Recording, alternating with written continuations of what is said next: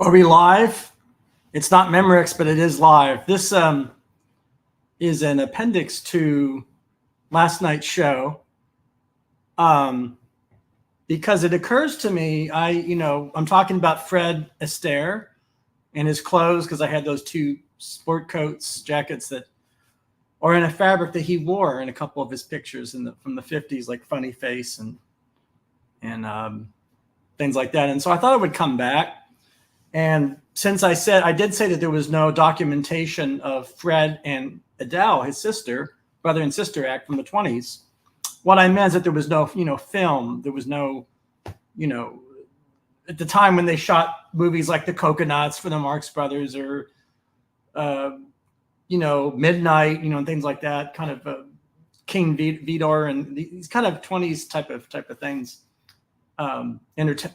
popular entertainment. I don't think there was ever film of them, and they were the first. Before Ginger Rogers, there was Adele Astaire, and I thought I would play on YouTube. There's two. So another thing too is in the late 80s, early 90s, there was that was the height of the compact disc revolution, and there was a couple of discs I had of George Gershwin at the piano, Fred Astaire and Adele Astaire in rehearsal, I think, partly for a couple of those shows. One of them, of course, is the famous Let It Be Good. And I thought I would play a couple of numbers so you can hear. The quality isn't great. These are rehearsals, but you get to hear George Gershwin playing the piano of his own songs. So I'm going to play first a song called I'd Rather Charleston. I'd Rather Charleston with You. And then a song called Fascinating Rhythm, which became very famous. And there's so much to say about this. I'm just gonna get to play you these audio clips and see what you think of them and get your thoughts. It occurs to me, of course, too, that this is a kind of a song about these are review type musicals. So it's before the real, book narration revolution, of the starting with, say, Showboat and things like that, and Jerome Kern, you start to have these plots and books and all that. I mean, there are still stories, but it's a different. It's very much more like sort of, say, the English music hall. It's very much about Jack Buchanan coming out there and doing his stuff.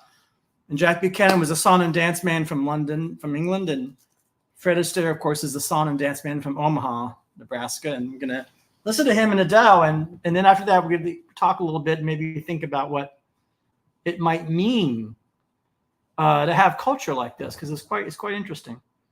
So again, you won't be able to hear all the words because it's primitive. But here we go. This is 1924. I think I had that right.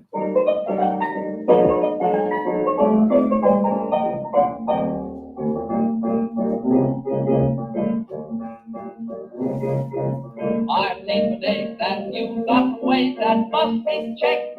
If you are never can detect the slightest signs of intellect. Your man on dances think of the chances you neglect. You never seem inclined to use your mind, and it's quite plain to see that I'm the brains of the family. Take a lesson from me.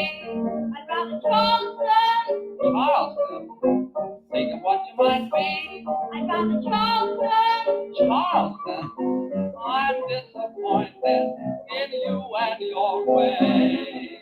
I'm so disappointed. There's no sensation. I think the picture. Will you let me know why? I'd rather Charleston. Charleston. That's the sort of thing I would never do. So just leave it behind and give your mind to something new. I'd rather Charleston with you. Your way of living soon will be giving me a pain.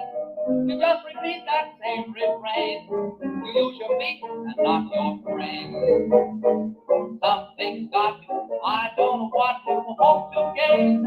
And after all I've done, it's not much fun to have a sister who got her brain in her dancing shoe. So take a lesson from me. I'm rather Charleston. Charleston. When you're older, you'll see. I'm rather Charleston. Charleston, a great improvement I look for in you. I like improvement. It makes you nothing, just like nothing. Say, don't you ever get cool? I'm rather Charleston. Oh, that's the sort of thing silly people do. Say, haven't you read what Lincoln said in 62? Yeah. What did he say? I'm rather Charleston. Oh, Charleston with you. not me.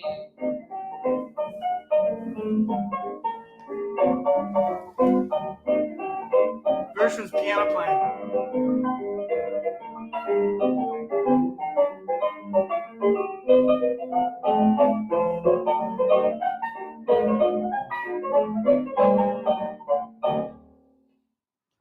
That's I'd Rather Charleston. I'm going to go right into Lady Be Good. It's interesting because, this type of song in the 20s is not that different than it being 1977 and a show. Actually, there was a show on Broadway with Robert Klein and I forget the name of the actress's name, written by Neil Simon about this new disco fever, and it's like doing a song about, I don't want a Charleston because it's silly. It's silly, kind of thing silly people do.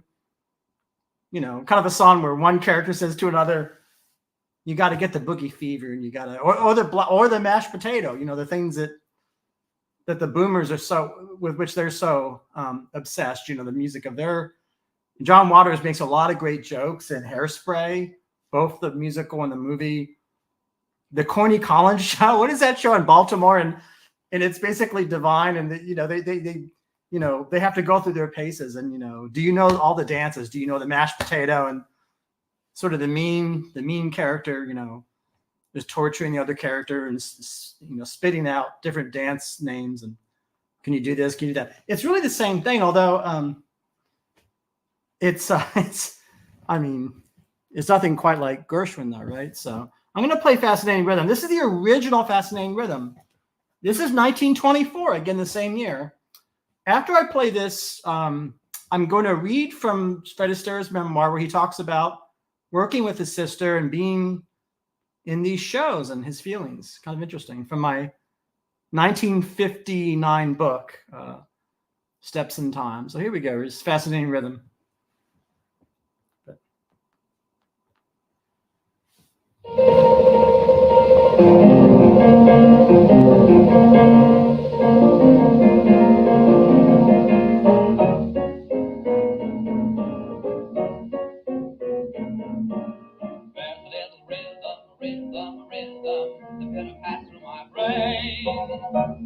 Distant, the day is distant, but it'll drive me insane. This morning, without any warning, it hangs around me all day. Someday I'll think to it, someday I'll speak to it. I'm hoping listen when I say, fascinating rhythm, got me on the go. Fascinating rhythm, I'm on the great bird. While the best you make it, the day becomes alone. I am always shaking, just like a bird. Each morning I get up with a sigh. Start hopping, never stopping. Find that night the work has been done. I know that once it's gathered, nothing is wrong when you start to gather. So I'm happy. Won't you take a day off, decide to run along, so far away off and make it happy. Oh, how I long to be the man I used to be. Fascinating rhythm, you gotta stop picking on me.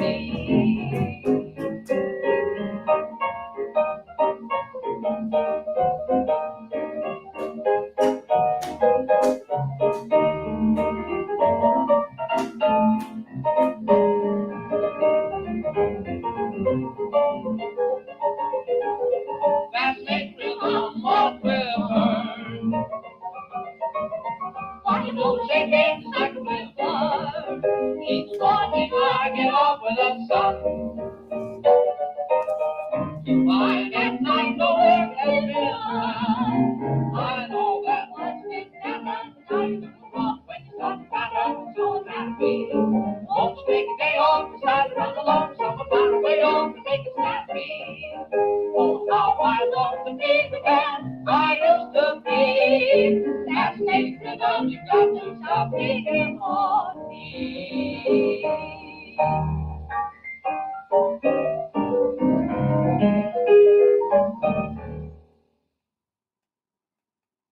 This is Fred and Adele on the road in the 20s. And you can see her dress is classical, what they would call, today they would talk about flappers and this kind of thing. And probably TWA, I think it was I'm guessing TWA was in the cruise or ship business before for air aviation. I don't know. I'm only a partial.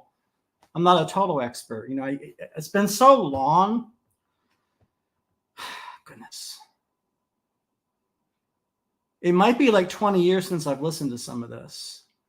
Because again, it was different stages and, I was really intensely interested in this in 80s and 90s, but I don't know. It's be interesting to think about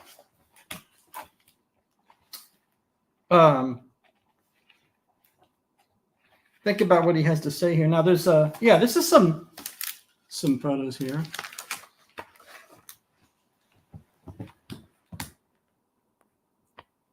Funny face 1927. I think there's baby photos of them too here. Oh yeah, here we go. This is like when they're teens, roughly, yeah. When they're getting ready to do their, they're a lot like Dick Van Patten. He was a child, kind of came up in the vaudeville thing, and people like that. Anyhow, I'm trying to find the passage here. He says, originally, Lady Be Good was titled Black Eyed Susan, I think, and then they decided to change it. My phone is going off. I don't care for that. All right.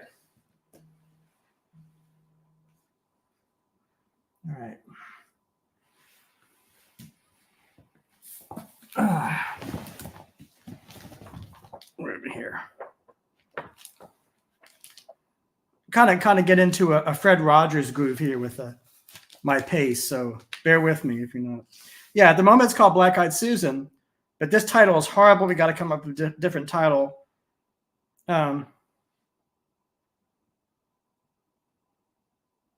This is him talking about their salary, him and Adele.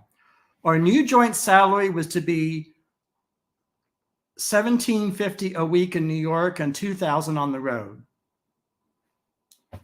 That's in the 1920s.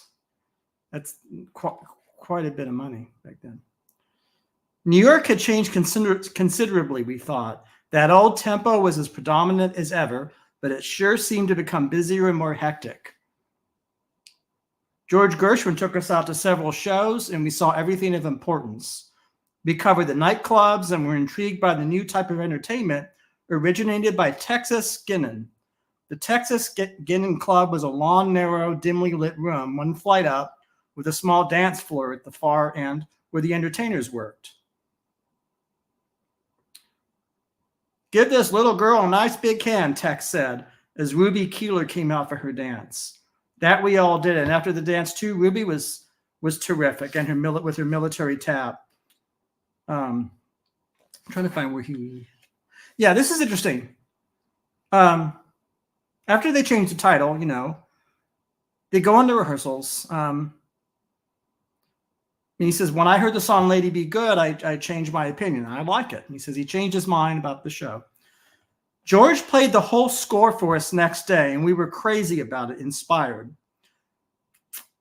From the very beginning, it seemed everything about this show just gelled. Rehearsals were pleasant, and there were no temperamental outbursts that I can remember. He goes on to talk about,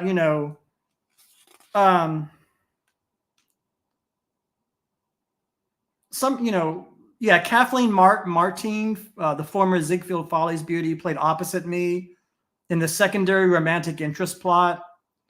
I sang a number to Kathleen called "The Half of It Deary Blues," which George and Ira wrote for me. It's Ira Gershwin and George. So we have a lot of siblings: George and Ira Gershwin, Fred and Adele Astaire. Opening night went perfectly. The audience laughed and applauded everything we had counted on. It didn't matter that the weak plot. Somehow there was an indefinable magic about the show. So again, it's a different sensibility, this kind of musical performance, where the plot is always secondary, or it's even characters sort of secondary. And it's about, again, this is a genre unto itself. It's really, we're in a different world now, but it's sort of, about presenting these songs, and about the skill in presenting the song. And Bilbo Jango's dancing, for example, or the Ziegfeld Follies dancer he was talking about. Is basically, they're doing their turns and the virtuosity or the, expressiveness and charisma and all the different things about the performer. And that's kind of the show. So I thought it'd be interesting to read, some of them. This is what the New York Times says. Adele Astaire fascinates in tuneful Lady Be Good. As recently as November 1922, Miss Astaire was seen in the unlamented Bunch and Judy to set sail soon thereafter for London. And ever since then, the penny post has been full of the details of her 2-year triumph abroad in, of all things, For Goodness Sake, went the title change to Stop Flirting for no known reason. But it is a different Adele Astaire whom last night's audience was privileged to see. When she left, she was a great, graceful dancer, and she had returned not only with all her glorious grace, but as a first-rate comedienne in her own right. Miss Astaire in the new piece is as charming and entertaining a musical comedy actress as this town has seen in display in many a moon. It's the language here, the New York Times of that era. So interesting. It's like a notice, or like a really interesting. And he talks about his friend Adolphe Menjou. As it so happens, I have Adolphe Menjou's memoir. This one. Speaking of clothes, it took 9 tailors. And this is 1949. This is signed by him, which you can see here. It's 1948.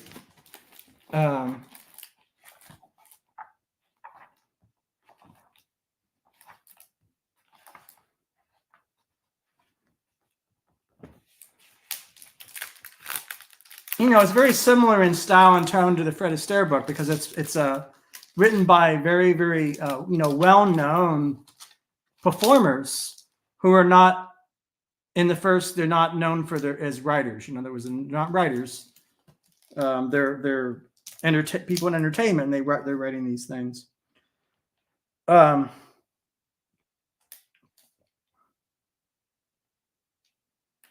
But it talks about Charlie Chaplin and working with Chaplin.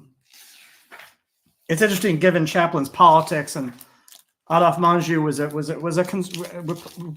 right-wing Republican conservative, and Chaplin was, well, a lot of things. I think he was a communist for a period of time. It reminds me a lot. I'm thinking off the top of my head of the sort of Frank Capra Riskin partnership. We just finished the holiday season, and It Happened One Night was written by Riskin, who was a lifelong socialist and New Dealer, very opposite to Frank Capra, who was Republican. And it's interesting, at that time, there was enormous interest in actually purposefully people of different beliefs getting together like that to work on projects, because Capra had this idea too, I think, that it would make for a better film, because you'd have these different ideas. I actually thought this way, in a conscious way. Very, very interesting. So it's a little bit like that. But I don't really, I thought it'd be fun to play that. Her singing style, this is interesting, because that kind of style,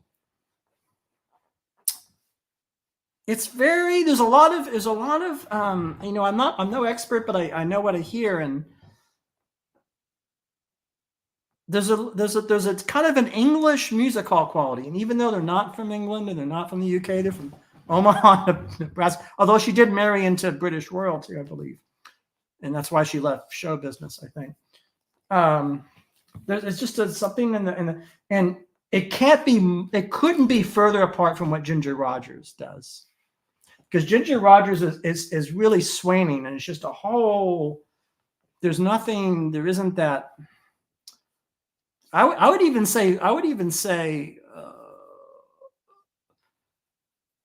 was going to say looseness, but I bet there's a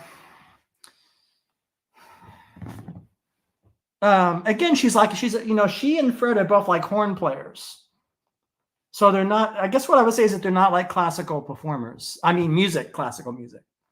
They're really like jazz performers, and and there's that quality, like those lawn passages in Top Hat and Gay Divorce or Gay Divorcee, where they're kind of, Ginger Rogers is wearing those dungarees, I think, or she's wearing, not dungarees, she's wearing those really beautifully designed slacks, that are high top slacks and these kinds of things. And when she's not in a gown, or not in a dress, and they're sitting around, they're talking about, this is fictional, talking about the old days when they used to play farms and play county seats, and it's fictional, and it's basically based on Fred and Adele, right? Remember when you played this strange, I don't know, this, they sort of a Hollywood's idea of American local entertainment. That the character of Fred Astaire used to be, going around and as a 15 or 14-year-old playing barns and playing bars, and things like that. And again, very much like the book I just read to you from that kind of that. See, what I would say is that's a whole approach to art making that's utterly unique and utterly specific to this milieu. I won't go so far as to say is that nothing of it exists anymore, although there's been great changes, of course. But it's a sensibility. And again, I've said this before, I can't emphasize this enough. It's a sensibility utterly, because it did not happen yet before Showboat in Oklahoma. And I can't say it, Faye, it's just something came in musical theater with those works that just changed everybody's idea about entertaining musical theater, whether it's comedy or drama is less important. And it became so character and book oriented and story oriented, and this is not the world you just heard at all, really. It's a different scene, as I would say. It's different cats doing different things, so they did things differently in the 20s and 30s than in the 40s and 50s. I mean, of course, to an outsider, potentially, I'm imagining if I were an outsider that knows nothing about American musical theater, I might not see these differences, or it might all be the same to me, because it might seem to me like it's just people singing and dancing, and it's a curiosity, and so that's a view of not having as much knowledge, and you won't see. It's a little bit like talking about clothes, where you see this lapel is wider, and that this, these kinds of things, because you're informed about it, and so you bring to your experience of that aspect of reality or aesthetics, or this plaid suit, country Cheviot suit, that you know a little bit more than if it's all this other thing, otherworldly alien thing. Oh, that's just what those people did that like that sort of thing. Like my great grandparents say, or great grandparents, depending upon my age, or grandparents, or parents. If I'm, well, it's not really, no, that wouldn't be possible. But what in terms of the time, I'm just kind of thinking. So I just thought, I thought it'd be interesting to. Oh, by the way, this forward is by Clark Gable. I had forgotten that he wrote the forward here. What does Clark Gable have to say about Off Monju? It's very typical of Clark Gable. because it's Adolphe Menjou, the first thing he talks about is that he's good with that. Menjou is good with money. He says but Adolphe is more than a good actor. He is, among other things, my favorite financial genius. Wall Street can have its Morgans, its Rockefellers, and its Bernard Baruch. I'll take Adolphe. He is very allergic to bad investments, and a falling market affects him like a falling barometer affects Grandpa's rheumatiz. All these old terms, all these is strange.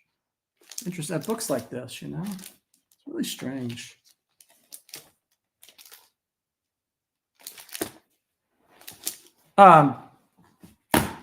So I think that's just the pop-up is might kind of go over the piano and play a little something I've been working on.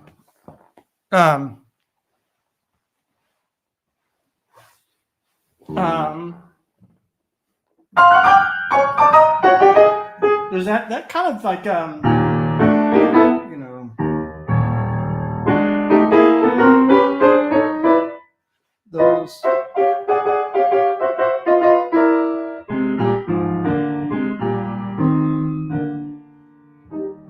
So this is this thing I'm writing here, and it's I'm not going to play all of it, but I'm going to play one section. So the idea for this is something I'm writing for February. It's like a February suite, right? SWEET. I thought I would make it February. Any event, I got this idea of using this harmony that's very hackneyed, that is done a million times by people, and it's so if we're in E flat,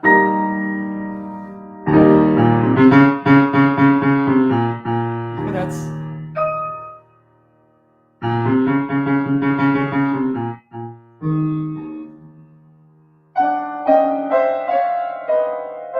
this kind of stuff. Anyhow, I'll put this in. So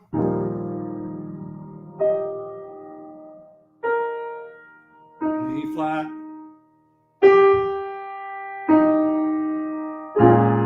This. So I thought that this kind of harmonic movement. So we all know 1-5.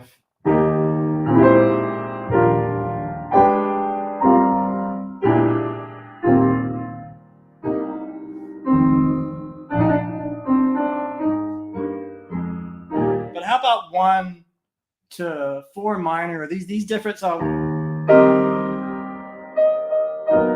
no, I'm sorry. It's that's not. That's 4 minor. No, it's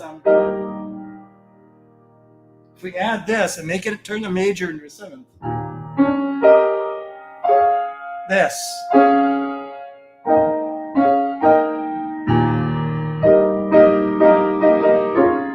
It's very. I got the idea. I thought, well, I'm gonna make part of this song.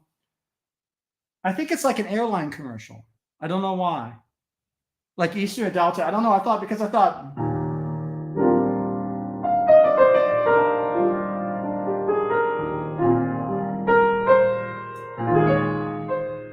It's this. It's like going up into the air. It's like a lot of commercial writers used harmonies like this and figures like this, of course, in the 60s and 70s. But I don't know why I thought of an airline.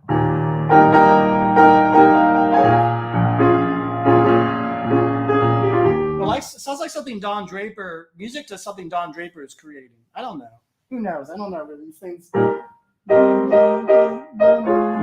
But of course, you know, in my hard listening style, I incorporate these things, but I sort of thought, well, this is one thing.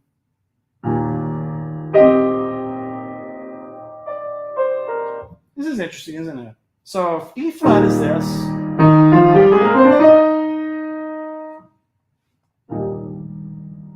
I'm going to use things from the B flat. It's this. It's all based on the major 7th. So normally be. That's Bill Conti, actually. That's from Harry and Tonto. I need to get into all that now. But if you start from here, this part is a ballad, right?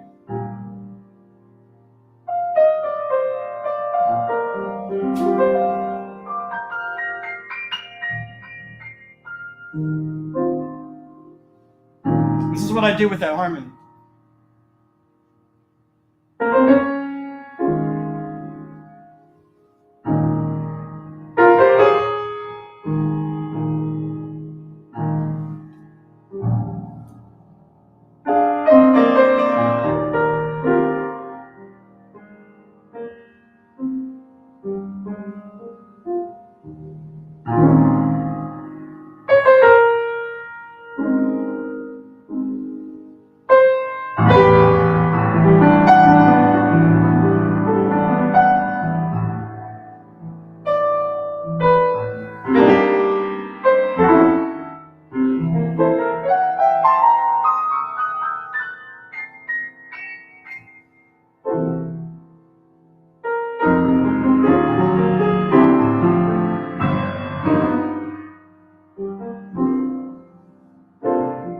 That's the first time it appears. Second time it appears, I do this.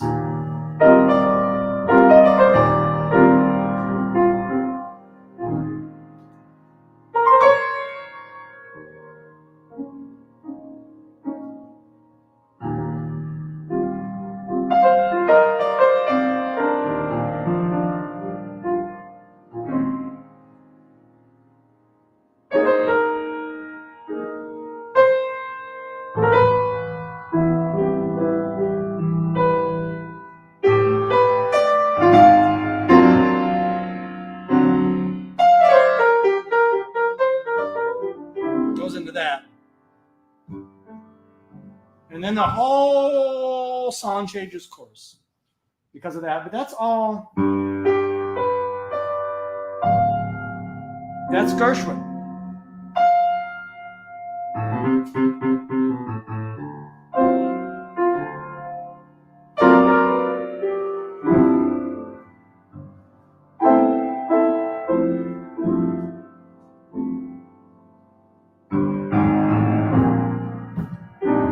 The tempo comes up a little bit.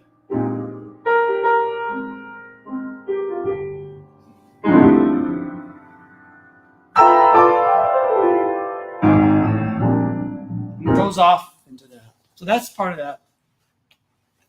I just wrote this last week, but I when you're doing that, things like that, you got to really make, again, these split-second decisions. You got to figure out, well, we go into a section like I just did there. It's like a commitment. You either commit to it, or you don't commit to it, and that's what takes over time. The piece takes shape, and then I'll unveil it to the world, I guess, in February.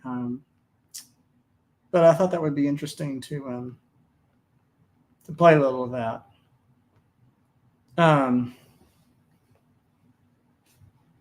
don't know. It's Saturday night. It's almost a new year, and I'm just going to say Happy New Year. And I thought maybe you enjoyed. I hope you enjoyed the Fred and Adele. It's from a different era. On my podcast, we're going to go into different eras, when we can, and talk about them. And so, thank you, and see you soon.